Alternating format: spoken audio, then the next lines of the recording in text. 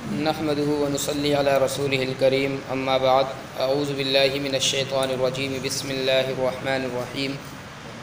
قالوا يا ذا القرنين إن يأجوج ومأجوج مفسدون في الأرض فهل نجعل لك خرجا على أن تجعل بيننا وبينهم سدا۔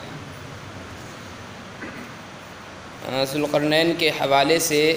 ایک جو سفر ہے، یہ پہاڑی سفر، اس میں یاجوج ماجوج ایک قوم ہے، اس کا تذکرہ کیا گیا ہے۔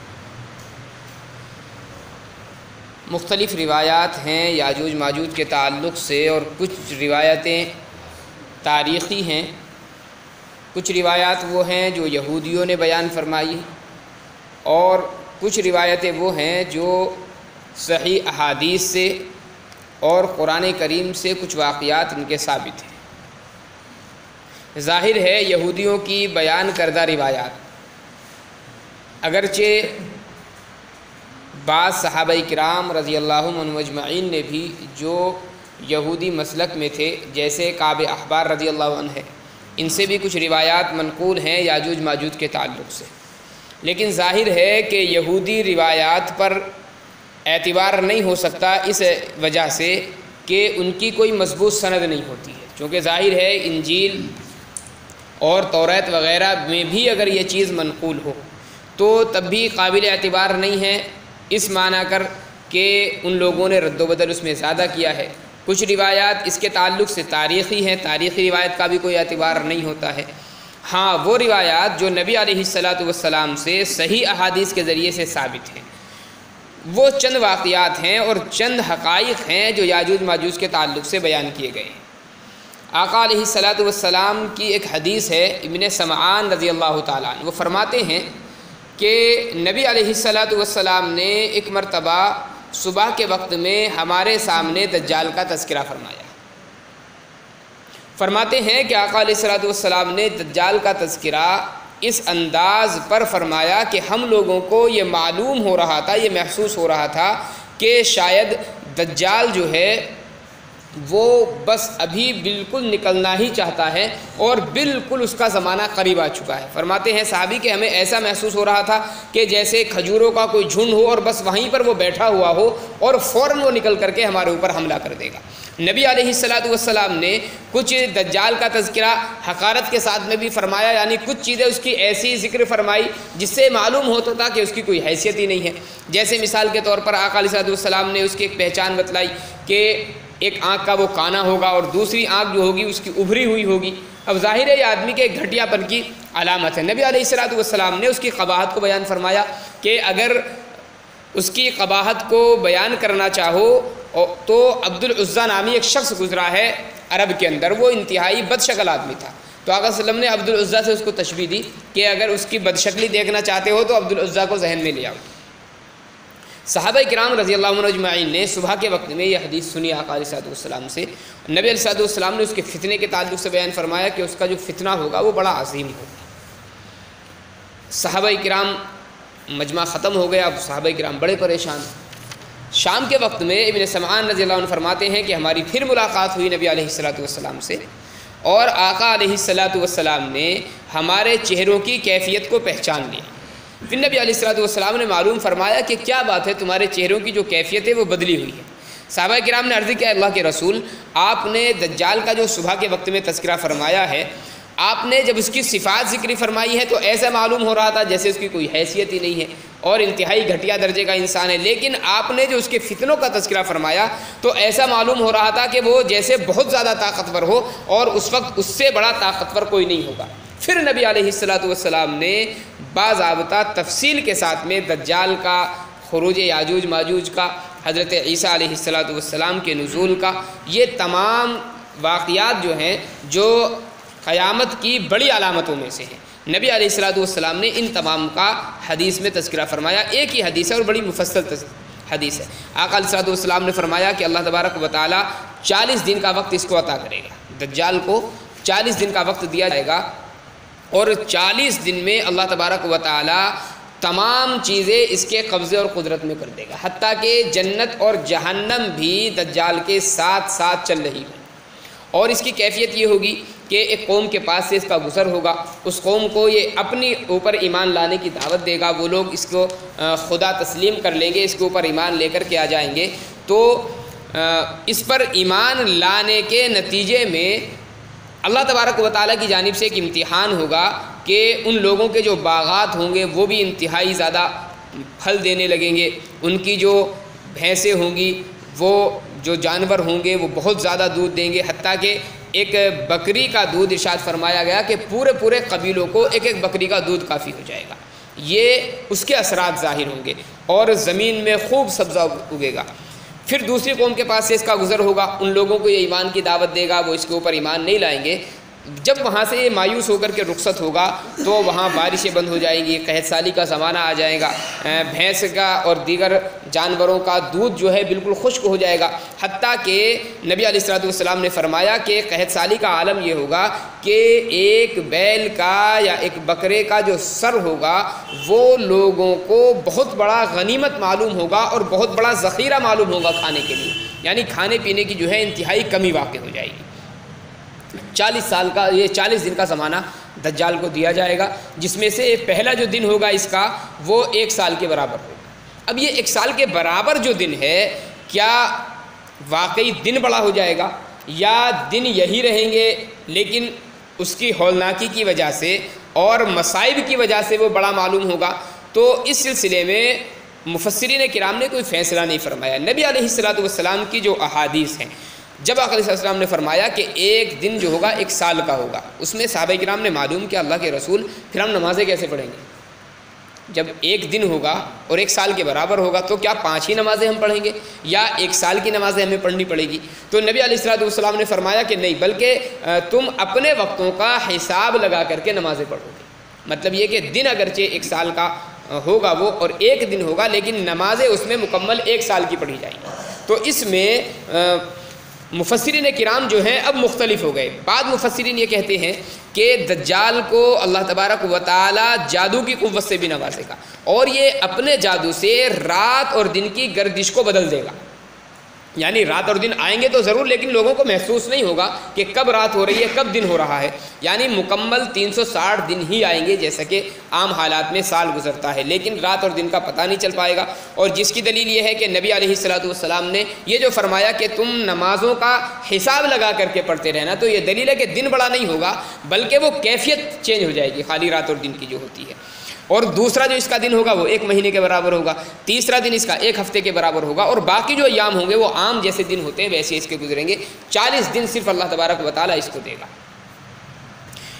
اس سے پہلے ظہور ہو چکا ہوگا حضرت مہدی علیہ السلام کا۔ واقعات میں ہم سنتے ہیں کہ قرب قیامت جو ہے حضرت مہدی علیہ السلام آئیں گے۔ حضرت مہدی علیہ السلام کا جو ظہور ہوگا وہ دجال سے بہت پہلے ہے، یعنی لگ بھگ 40 سال کا زمانہ حضرت مہدی علیہ السلام کا وہ ہوگا جس میں حضرت مہدی علیہ السلام امیر المؤمنین ہوں گے، حکومت کریں گے، اور تقریباً 40 سال کے بعد دجال کا ظہور ہے، اور اس کے بعد میں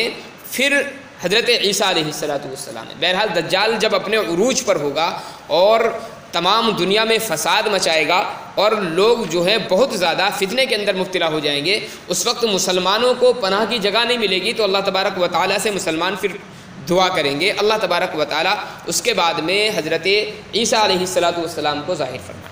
حضرت عیسیٰ علیہ السلام دمشق کی جامع مسجد کا مشرقی منارہ ہے، اس منارے پر اتریں گے۔ کیفیت یہ ہوگی کہ دونوں جانب آپ کے فرشتے ہوں گے اور فرشتوں کے پروں پر حضرت عیسیٰ علیہ السلام ہاتھ رکھے ہوئے ہوں گے، وہاں پر اتریں گے۔ فجر کی نماز کا وقت ہوگا، حضرت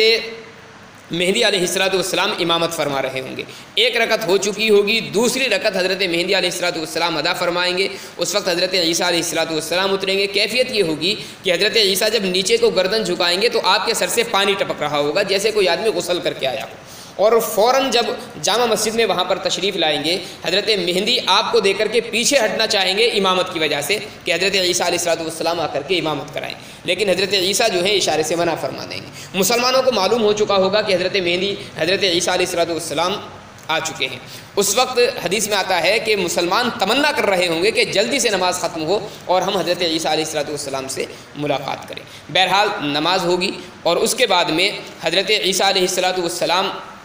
حضرت مہدی علیہ السلام سے سلام اور معانقہ کریں گے۔ اس کے بعد میں تلاش کریں گے دجال کو۔ باب اللد ایک جگہ ہے، غالباً شہر ہے وہاں پر فلسطین میں، جو بیت المقدس کے آس پاس میں کہیں آج بھی اسی نام سے بنا ہوا ہے۔ اس شہر کے اندر دجال جو ہے پناہ گزی ہوگا۔ حضرت عیسیٰ علیہ السلام وہاں پر جائیں گے، اس سے جنگ ہوگی اور دجال کو وہاں پر حضرت عیسیٰ علیہ السلام قتل کر دیں گے۔ اس کے بعد میں فوراً جو ہے یاجوج ماجوج کا خروج ہوگا، یعنی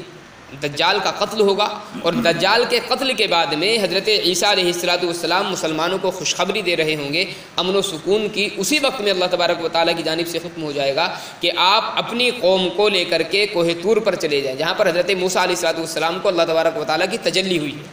اس پہاڑ پر آپ چلے جائیں، اس لیے کہ میں ایک ایسی قوم کو نکالنے والا ہوں جو قوم دنیا کے اندر فساد مچائے گی۔ اب حضرت عیسیٰ علیہ السلام جو ہیں مسلمانوں کو جو ان کے ساتھ ہوں گے ان کو لے کر کے کوہ طور پر چلے جائیں گے، اور جو دیگر مسلمان ہوں گے دیگر جگہوں پر وہ اپنے قلعوں میں یا اپنے گھروں میں جہاں پر بھی ان کو حفاظت کی جگہ مل سکتی ہے وہاں پر حفاظت سے وہ قید ہو جائیں گے۔ اس کے بعد میں یاجوج ماجوج کا خروج ہوگا۔ حدیث میں آتا ہے کہ یاجوج ماجوج جب نکلیں گے تو تعداد میں اتنے زیادہ ہوں گے کہ ایک آدمی کے مقابلے میں 10 آدمی ہوں گے، یعنی جتنے دنیا میں اس وقت انسان موجود ہوں گے اس سے 10 گنا جو تعداد ہوگی وہ یاجوج ماجوج کی، اور پوری دنیا میں فساد مچائیں گے۔ بس جو آدمی کہیں چھپ چھپا کر کے ان سے بچ جائے گا وہ بچ جائے گا، ورنہ قتل و غارت گری خوب کریں گے وہ۔ اس کے بعد میں وہ خوش ہوں گے کہ ہم نے دنیا والوں کو سب کو ختم کر دیا۔ اب وہ آپس میں مشورہ کریں گے کہ اب ایک اور رہ گیا آسمان والا، لہذا اس کو بھی ختم کریں۔ وہ ایک پہاڑ پر چڑھیں گے، اور پہاڑ پر چڑھنے کے بعد میں پھر وہ تیر چلائیں گے آسمانوں کی طرف۔ اللہ تبارک و تعالیٰ ان کے تیروں کو خون آلود کرے گا۔ وہ جب زمین پر تیر گریں گے تو وہ بڑے خوش ہوں گے کہ ہم نے آسمان والوں کو بھی سب کو ختم کر دیا ہے۔ اب حضرت عیسیٰ علیہ السلام پھر اللہ تبارک و تعالیٰ سے دعا کریں گے، چونکہ جو سامان وغیرہ ہوگا لوگوں کا سب ختم ہو چکا ہوگا، کھانے پینے کا کوئی چیز موجود نہیں ہوگی، تو اب مسلمان حضرت عیسیٰ سے درخواست کریں گے اور حضرت عیسیٰ علیہ السلام دعا کریں گے۔ دعا کے نتیجے میں اللہ تبارک و تعالیٰ کی بیماری پیدا فرمائے گا جو یاجوج ماجوج کی قوم کے اندر پھیلے گی، اور وہ منٹوں کے اندر پوری قوم تباہ و برباد ہو جائے۔ اس کے بعد میں حضرت عیسیٰ علیہ السلام پہاڑ سے نیچے تشریف لائیں گے، دیکھیں گے تو وہاں پر جو ہے بالکل پیر رکھنے کی بھی جگہ نہیں ہوگی، ہر قدم پر لاشیں ہوں گی۔ اب وہ کچھ دنوں کے بعد میں لاشیں سڑ جائیں گی۔ حضرت عیسیٰ علیہ السلام سے پھر مسلمان درخواست کریں گے کہ یہ تو ہماری بیماری کا سبب بن رہا ہے۔ اس کے بعد میں حضرت عیسیٰ علیہ السلام پھر دعا فرمائیں گے، اور اللہ تبارک و تعالیٰ کچھ پرندوں کو بھیجے گا، اور پرندے جو ہیں وہ اتنے بڑے بڑے ہوں گے جیسا کہ تشبیہ دی گئی ہے اونٹ کی گردن کے برابر، یعنی جتنے بڑا اونٹ ہوتا ہے اس انداز کے وہ پرندے ہوں گے، اور وہ لاشوں کو اٹھا کر کے سمندر میں لے جا کر کے پھینک دیں گے، یا ایک روایت میں آتا ہے کہ واللہ عالم جہاں کے، لیکن بہرحال وہاں سے انسانوں کی آبادیوں سے وہ لے جائیں گے۔ اس کے بعد میں اللہ تبارک و تعالیٰ ایک بارش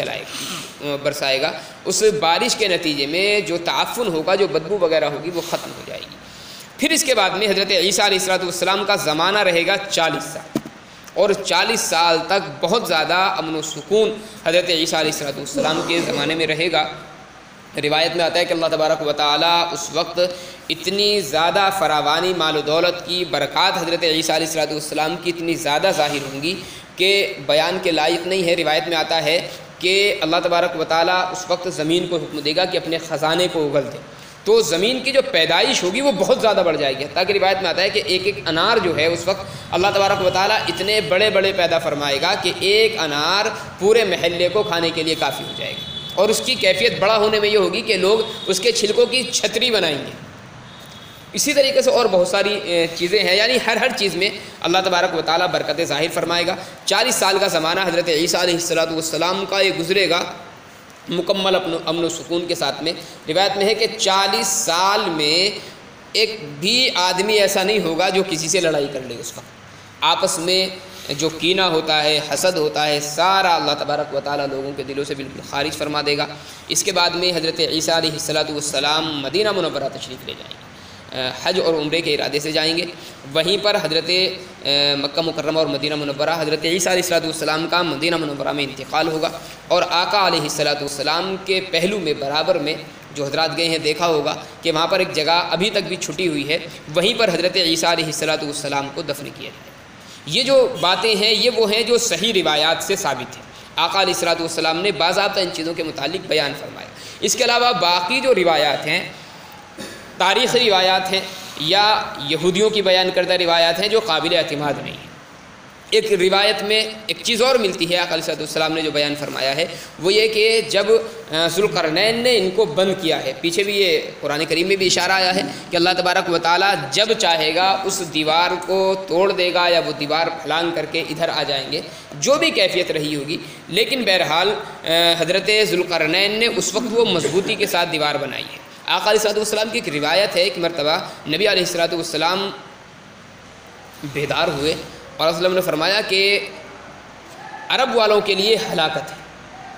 اور اس کے بعد میں آقا صلی اللہ علیہ وسلم نے یاجوج ماجوج کا تذکرہ فرمایا اور فرمایا کہ انہوں نے دیوار کے اندر سوراخ کر دیا ہے، اور آقا صلی اللہ علیہ وسلم نے انگوٹھے کو اور شہادت کی انگلی کو اس طریقے سے فرمایا کہ اتنا دیوار سوراخ وہ کر چکے ہیں۔ اب مفسرین فرماتے ہیں کہ یا تو نبی علیہ الصلوۃ والسلام کی جو حدیث حقیقت پر ہی مبنی ہے کہ مطلب یہ کہ قریب ان کا زمانہ آ چکا ہے، یا کچھ فرماتے ہیں کہ دیوار ٹوٹی نہیں، البتہ دیوار کی کمزوری کی طرف نبی علیہ الصلوۃ والسلام نے اشارہ فرمایا ہے۔ ایک حدیث کے الفاظ یہ بھی ہیں کہ آقا صلی اللہ علیہ وسلم نے فرمایا ہے کہ وہ لوگ جو ہیں روزانہ دیوار کو کھودتے ہیں، اور کھودتے کھودتے وہ صبح سے لے کر کے کام شروع کرتے ہیں، رات تک کھودتے رہتے ہیں، اور بہت زیادہ اس کے وہ قریب پہنچ جاتے ہیں کہ دیوار کو بالکل ختم کر دیں۔ وہ تھک جاتے ہیں، تھکنے کے بعد میں کام بند کر دیتے ہیں، کہا چلو صبح آ کر کے کام کریں گے۔ وہ صبح میں جا کر کے رات میں سوتے ہیں، اللہ تبارک و تعالیٰ اس دیوار کو پھر برابر فرما دیتا ہے، پھر وہ آتے ہیں۔ یہ جو روایت ہے اپنی جگہ پر صحیح ہے، اور مفسرین لکھتے ہیں کہ اللہ تبارک و تعالیٰ کا بس ایک نظام ہے، ورنہ اتنی زیادہ طاقت میں اور قوت میں وہ قوم ہیں۔ دوسری چیز یہ کہ روایت میں یہ بھی آتا ہے کہ وہ عام انسانوں کی طرح ہی انسان ہے، کوئی الگ سے کوئی مخلوق نہیں ہے، بلکہ حضرت نوح علیہ الصلوۃ والسلام کی اولاد حضرت یافس جو آپ کے بیٹے ہیں، انہی کی قوم میں سے وہ قوم ہے، اور کھیتی باڑی کرنا ان کا اصل پیشہ ہے۔ اب ظاہر ہے کھیتی کرنے والوں کے پاس میں بہت سارے آلات بھی ہوتے ہیں، درخت وغیرہ بھی ان کے پاس میں ہوں گے، لیکن اللہ تبارک و تعالیٰ کا ایک نظام ہے کہ وہ انہوں نے کبھی دیوار کو پھلانگنے کی کوشش نہیں کی ہے، کوئی ایسے آلات تیار نہیں کیے، حالانکہ اگر چاہیں تو کر سکتے ہیں، لیکن اللہ تبارک و تعالیٰ کا ایک نظام ہے کہ ان کی سمجھ میں یہ چیز نہیں آتی کہ ہم کوئی ایسا طریقہ ایجاد کریں یا کوئی ایسا طریقہ اپنائیں کہ اس کو اوپر سے اتر کر کے ہم جا سکتے ہیں، یا دیوار وہ کاٹتے ہیں جیسا کہ حدیث میں ہے کہ روزانہ وہ کھودتے رہتے ہیں۔ اب اتنی بڑی تعداد میں وہ قومیں اگر چاہیں تو رات اور دن کی ڈیوٹی الگ الگ کر سکتے ہیں کہ کچھ لوگ رات میں کھودیں، کچھ لوگ دن میں کھودیں، لیکن اللہ کا یہ نظام ہے کہ وہ ایک ہی وقت میں کام کرتے ہیں اور دوسرے وقت میں کام بند کر دیتے ہیں، اللہ تبارک و تعالیٰ اس کو پھر پورا فرما دیتا ہے۔ یہ جو روایات ہیں یہ تو بس صحیح ہیں۔ دجال کے تعلق سے کچھ بہت سارے واقعات ہیں، یہاں پر دجال کا تذکرہ تو نہیں ہے۔ نبی علیہ الصلوۃ والسلام نے جیسا کہ فرمایا کہ بہت ساری طاقتیں اور قوتیں اس کو دی جائیں گی۔ پیچھے حضرت خضر کے واقعے میں بھی ایک واقعے میں مختصراً یہ بتایا گیا تھا کہ جس وقت دجال جو ہے مدینہ منورہ کے قریب آئے گا، چونکہ مدینہ کے اندر داخل نہیں ہو پائے گا، وہ چند مقامات ہیں جن میں وہ داخل نہیں ہو سکتا، جن میں سے مدینہ منورہ بھی ایک ہے۔ اس کے راستوں پر آئے گا تو فرشتے پہرا دے رہے ہوں گے، فرشتے وہاں سے اس کو بھگائیں گے۔ ایک شوریدہ علاقہ ہے مدینہ منورہ کا، یعنی بالکل بنجر علاقہ ہے، وہاں پر جائے گا وہ، وہاں پر ایک نوجوان آئے گا۔ تو ایک روایت میں نے پیچھے بتائی تھی، حضرت خضر علیہ الصلوۃ والسلام ملاقات کریں گے اس وقت وہاں پر۔ ایک روایت اور ہے کہ ایک نوجوان آئے گا اور وہ اس سے ملاقات کرے گا باضابطہ دجال سے، اور کہے گا کہ میں تجھے نہیں مانتا بلکہ میرے رسول نے مجھے بتایا ہے کہ تو دجال ہے، اور قیامت کی نشانیوں میں سے ایک نشانی تیرا ظاہر ہونا بھی ہے۔ تو وہ لوگوں کو مخاطب کرے گا، کہے گا کہ اگر میں اس کو مار دوں اور پھر دوبارہ زندہ کر دوں تو مجھے خدا مانو گے یا نہیں؟ لوگ کہیں گے کہ ہاں ضرور مانیں گے۔ تو وہ اس نوجوان کو قتل کرے گا، اس کے بعد میں اس کے ٹکڑے جو ہے دور دور وہ پھینکوائے گا، اور اس کے بعد میں آواز لگائے گا تو وہ نوجوان ہنستا ہوا اس کے پاس میں آئے گا، اور وہ کہے گا کہ اب مجھے یقین ہو گیا تو واقعی دجال ہے۔ اس لیے کہ اللہ کے رسول نے ایک پہچان یہ بھی بتلائی تھی کہ اللہ جو ہے اس کے ہاتھوں میں بہت ساری قدرت دے گا۔ ہاں ایک نشانی اللہ کے رسول نے یہ بھی فرمائی ہے اس کی کہ ایک مرتبہ تو وہ کسی کو قتل کر کے زندہ کر سکتا ہے، لیکن دوبارہ اس کے اندر طاقت نہیں ہے، لہذا وہ دوبارہ اس نوجوان کو قتل کرنا چاہے گا تو اس کو موت نہیں دے سکے گا وہ۔ اس کے علاوہ بہت ساری علامات ہیں۔ بہرحال تو یہ جو واقعہ ہے یہ تو صحیح حدیث سے ثابت ہے یاجوج ماجوج کا، کہ حضرت نوح علیہ الصلوۃ والسلام کی اولاد میں سے ایک۔ دوسری بات یہ کہ کثیر تعداد میں ہے اور کم از کم اس دنیا سے 10 گنا زیادہ ہے۔ اس کی جو تائید ہے وہ ایک روایت اور ہے حضرت آدم علیہ السلام کے تعلق سے۔ قیامت میں جب فیصلے ہو چکے ہوں گے، حضرت آدم علیہ السلام کے تعلق سے ایک روایت ملتی ہے کہ اللہ تبارک و تعالیٰ آدم سے کہے گا کہ آدم اپنی اولاد میں سے جو جہنمی ہیں ان کو نکالو۔ حضرت آدم علیہ السلام عرض کریں گے اللہ کے رسول، اے اللہ پہچان کیا ہے ان کی، اور میں کتنے لوگ جہنمی ہیں میری قوم میں سے یا میری اولاد میں سے؟ اللہ فرمائے گا 1000 میں سے 999۔ آقا علیہ السلام نے جب یہ حدیث بیان فرمائی تو صحابہ کرام بڑے خوف زدہ ہو گئے۔ میں اللہ کے رسول اگر 1000 میں سے 999 جہنمی ہے تو ایک ہی آدمی جنتی ہوا بس۔ اللہ کے رسول نے فرمایا تمہیں گھبرانے کی ضرورت نہیں ہے، وہ جو 1000 ہوں گے ان میں 1000 میں 999 جو ہیں وہ سب یاجوج ماجوج کی قوم میں سے ہوں گے، اور صرف ایک آدمی ایسا ہوگا جو عام امتوں میں سے ہوگا۔ تو یہ بھی بتاتا ہے کہ کثیر تعداد میں یہ لوگ ہیں۔ باقی ان کی جو کیفیات بہت ساری کتابوں میں آتی ہے کہ بہت زیادہ پستہ قد ہوں گے، یہ ہوں گے، یہ سارے ناخون اتنے بڑے بڑے ہیں، یہ ہیں، یہ ساری من گھڑت روایات ہیں۔ صحیح احادیث سے صرف اتنی ہی چیزیں ثابت ہیں۔ عام انسانوں میں سے حضرت نوح علیہ السلام کی اولاد میں سے ہیں، دوسرا یہ کہ کثیر تعداد میں ہے، تیسرا یہ کہ ان کو دیوار کے اس طرف قید کر دیا گیا تھا حضرت ذوالقرنین کے تعلق۔ کہاں قید کیا گیا یہ بھی صحیح روایت سے ثابت نہیں ہو سکتا۔ وجہ یہ ہے کہ پرانے زمانوں میں مختلف دیواروں کے ذریعے سے ظالم قوم کو قید کیا گیا ہے، اور تقریباً 4 دیواریں ایسی مشہور بتلاتے ہیں جو ظالم قوموں کو قید کرنے کے لیے بنائی گئی، جن میں سے ایک چین کی دیوار ہے جو سب سے زیادہ مشہور و معروف بھی ہے اور سب سے زیادہ بڑی بھی ہے، دوسرے بخارا اور سمرقند میں ایک بنائی گئی ہے، تیسرے ایک پہاڑ ہے قفقاز بھی اس کا نام ذکر کیا گیا، اور کوہ قاف بھی اس کا نام آتا ہے، وہاں پر جو ہے دیوار بنائی گئی ہے، اور وہاں پر 2 دیواریں ہیں، ایک شمال کی جانب بنائی گئی ہے اور ایک غروب کی جانب بنائی گئی ہے۔ اب انہی 4 دیواروں میں سے کوئی دیوار ہو سکتی ہے۔ اب وہ دیوار ٹوٹی ہے یا وہ دیوار باقی ہے تو ظاہر ہے قرآن کریم کی جو آیات ہیں وہ تو یہ بتا رہی ہے کہ ٹوٹی نہیں ہے، وہ دیوار ابھی تک قائم ہے۔ ہاں لوگ یہ کہتے ہیں کہ آج تک کوئی ایسی دیوار ملی نہیں ہے، تو یہ کوئی دلیل نہیں ہے اگر دیوار نہیں ملی، چونکہ ایک لمبا زمانہ ہے یہ، اور ممکن ہے کہ پہاڑوں کے درمیان میں وہ دیوار بنائی گئی ہے۔ اب چونکہ زمانے کے تغیرات سے ممکن ہے کہ وہ دیوار جو ہے خود پہاڑ کی شکل لے گئی، اور اب لوگوں کو وہ دیکھنے میں پہاڑ ہی محسوس ہوتی ہو، یہ پتہ ہی نہ لگتا ہو کہ الگ سے باضابطہ کوئی دیوار بنی ہوئی ہے۔ 100 200 300 400 سال کے بعد بھی عمارتیں جو ہیں وہ شکلیں اس کی مختلف ہو جاتی ہیں، تو ایک لمبا زمانہ ان کو گزر گیا ہے، واللہ عالم اس کس کیفیت میں ہو، لیکن بہرحال قرآن سے اتنا تو ثابت ہوتا ہے کہ وہ دیوار ٹوٹی نہیں ہے۔ ہاں مفسرین یہ کہتے ہیں کہ یہ ممکن ہے کہ ان کی کچھ قوموں نے، ایسا ہوتا ہے کہ کچھ قومیں ان کی آ گئی۔ ایک روایت میں جیسا کہ ملتا ہے کہ 22 قبیلے تھے، یہ یاجوج ماجوج کے 22 قبیلے ہیں جن کو ذوالقرنین نے اس طرف قید کیا تھا۔ ایک قبیلہ غالباً ان کا ادھر تھا جو شرری نہیں تھا، فساد نہیں مچاتا تھا، تو حضرت ذوالقرنین نے اس کو قید نہیں کیا تھا اور باقی قبیلوں کو قید کیا تھا۔ کچھ مفسرین نے لکھا ہے کہ یہ جو قوم ہے یا تو ترک ہیں یا مغل قوم ہے یا منگول ہے، ان 3 قوموں میں سے کوئی قوم ہے۔ مطلب یہ ہے کہ جو شرارتی لوگ تھے ان کو ادھر قید کر دیا، اور جو شرارتی نہیں تھے ان کو ذوالقرنین نے چھوڑ دیا۔ لیکن اگر ان میں سے بھی ہم مانیں، ترک قوم میں سے مانے یا مغل قوم میں سے مانے یا منگول قوم میں سے مانے، تو یاجوج ماجوج جو کہا جائے گا وہ انہی کو کہا جائے گا جو قید کر دیے گئے، جو اس طرف ہے ان کو یاجوج ماجوج نہیں کہا جائے گا،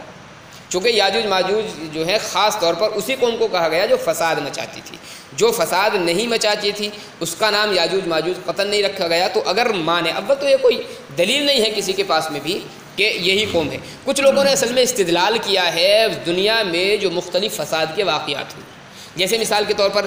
سن 600 ہجری میں تاتاریوں کا جو فتنہ اٹھا ہے، تو کچھ لوگوں نے اس سے استدلال کیا ہے کہ تاتاری قوم جو تھی وہ اس وقت میں اسی طریقے سے حملہ آور ہوئی ہے جس طریقے سے احادیث میں یاجوج ماجوج کی کیفیت کو بتلایا گیا ہے۔ تو کچھ لوگوں نے اس طریقے سے، یا منگولوں نے جو بہت زیادہ ہلاکت مچائی ہے دنیا کے اندر، تو ان واقعات کو دیکھ کر کے کچھ لوگوں نے فیصلہ کیا، لیکن حتمی کوئی فیصلہ نہیں ہے، نہ ہی احادیث میں اس کی کوئی صراحت ملتی ہے۔ بہرحال یہ جو واقعات تھے یہ صحیح احادیث سے ثابت ہیں، اور اس کے علاوہ کچھ واقعات ہیں جو تاریخی ہیں اور یہودیوں سے منقول ہے، ان کا کوئی اعتبار نہیں ہے، آپ چاہیں تو یقین کریں، نہ چاہیں تو یقین نہ کریں، بہرحال کوئی استدلال ان سے نہیں ہو سکتا۔ اللہ عمل کی توفیق عنایت فرمائے۔ سبحان اللہ و بحمدہ، سبحان اللہ و بحمدہ، اشہد ان لا الہ الا اللہ۔ الا انت نستغفرک و نتوب الیک۔ سبحان ربک